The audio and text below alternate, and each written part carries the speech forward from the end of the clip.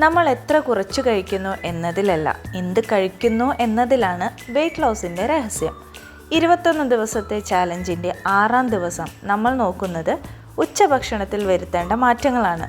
റെസിപ്പികളല്ല, അതിൻ്റെ പിന്നിലെ സിസ്റ്റമാണ് പ്രധാനം.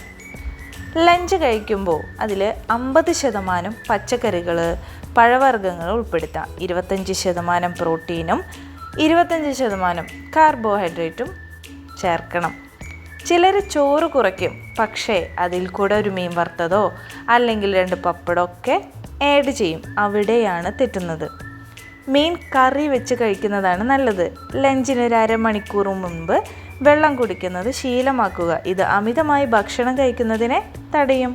ഇങ്ങനെ പരീക്ഷിച്ച് നോക്കൂ. ഉച്ചഭക്ഷണം കഴിഞ്ഞ് തളർച്ച തോന്നുന്നതിന് പകരം നല്ല എനർജി തോന്നും. ഈ മാറ്റങ്ങൾ നിങ്ങളുടെ ബോഡിയിൽ എന്ത് വ്യത്യാസമുണ്ടാക്കുന്നു എന്ന് സ്വയം തിരിച്ചറിഞ്ഞൂടെ?